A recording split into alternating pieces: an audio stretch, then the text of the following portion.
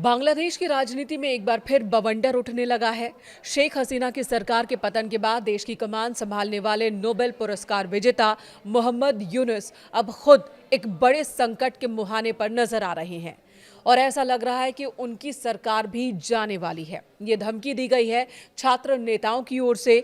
हादी की हत्या के बाद एक बार फिर हिंसा की आग में जल रहा है। इस वक्त बांग्लादेश धधक रहा है, जहां पर भारत के खिलाफ लगातार प्रदर्शन हो रहा है तो वहीं पर हिंदुओं को अटैक किया जा रहा है। अब इन छात्र नेताओं ने अंतरिम सरकार को भी धमकी दी है, चेतावनी दी है कि अगर हादी के हत्यारों को जल्द सजा नहीं होती है तो हम सरकार बनाना जानते हैं, तो सरकार को उखाड़ना भी जानते हैं। जी हां, जिस छात्र शक्ति और क्रांतिकारी संगठनों ने उन्हें उम्मीद की किरण मानकर सत्ता के शीर्ष पर बैठाया था, अब वही संगठन उनके तख्ता पलट की तैयारी कर रहे हैं।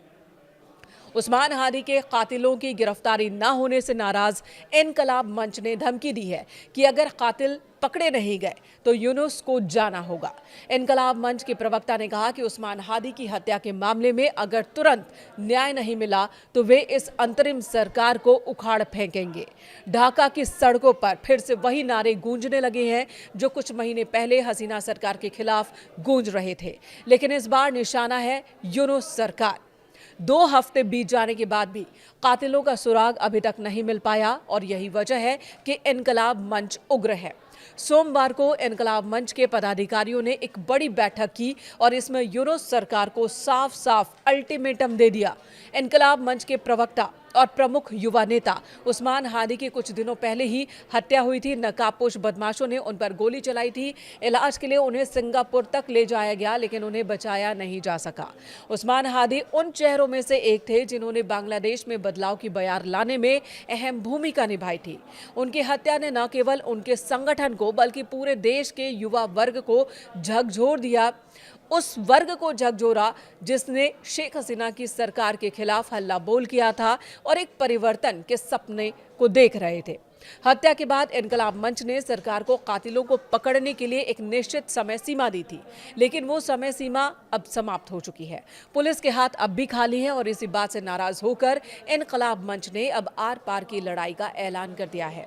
संगठन का कहना है कि सरकार अपराधियों को बचाने की कोशिश कर रही है या फिर प्रशासन पूरी तरह से नकारा हो चुका है। ये बयान मोहम्मद यूनुस के लिए किसी खतरे से कम नहीं है। बांग्लादेश का हालिया इतिहास हमने देखा कि जब वहां छात्र और युवा संगठन किसी मुद्दे पर एकमत हो जाते हैं और क्रांति के मूड में आ जाते हैं तो बड़ी से बड़ी सत्ताएं भी टिक नहीं पाती। इनकलाब मंच ने आरोप लगाया कि डॉक्टर यूनुस की सरकार, जिसे कानून का राज स्थापित करने के लिए लाया गया था, वो अपने ही समर्थकों की सुरक्षा करने में नाकाम है। इनकलाब मंच का गुस्सा केवल डॉक्टर यूनुस पर नहीं उतरा, बल्कि विशेष रूप से गृह मंत्रालय और पुलिस प्रशासन पर भी नाराजगी जताई गई। इनके खिलाफ भी और इनके ऊपर भी गंभीर आरोप लगाए गए। संगठन का कहना है कि समय सीमा बीत जाने के बावजूद गृह सलाहकार या फिर संबंधित अधिकारियों की ओर से आरोपियों की गिरफ्तारी नहीं हुई, कोई ठोस कदम अब तक नहीं उठाया गया। प्रदर्शनकारियों का कहना है कि उस्मान हादी के हत्यारों के बारे में सुराग न होने के बावजूद पुलिस हाथ पर हाथ धरे बैठी है।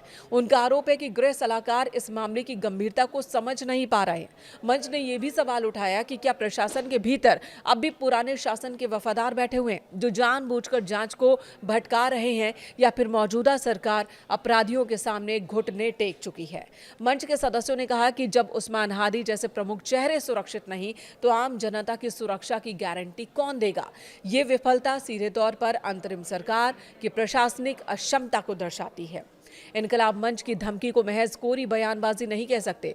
उस्मान हादी की हत्या के बाद से युवाओं में आक्रोश है और बांग्लादेश की राजनीति को जो भी ध्यान से करीब से जानता है उनकी यही आशंका है कि एक बार फिर ऐसा लग रहा है कि बांग्लादेश धधकने के मोड़ पर है। बांग्लादेश की स्थिति उस देश या फिर उस राज्य की तरह है जो बम के ऊपर बैठा हो, जिसमें कभी भी ब्लास्ट हो सकता है और सब कुछ तबाह हो सकता है। जगह जगह सरकारी इमारतों का घेराव करने की कोशिश हो रही है, सड़कों पर हिंसा हो रही है, लोगों की हत्याएं हो रही है, मॉब लिंचिंग हो रही है, साथ ही कई जगहों पर लूट की भी खबरें लगातार देखने को मिल रही है। और अब ये सीधी सीधी चेतावनी अंतरिम सरकार को, यानी कि मोहम्मद यूनुस, जिन्होंने इस सरकार में अपनी जगह बनाई, अपनी सरकार बनाई, अंतरिम सरकार के तौर पर वो देश को चला रहे हैं एक बहुत बड़े आंदोलन के बाद, जिसमें छात्रों ने ही हिंसक आंदोलन किया था। सत्ता तब उन्हें मिली, अब एक बार फिर उसी तरह के हिंसक आंदोलन का डर बांग्लादेश पर देखने को मिल रहा है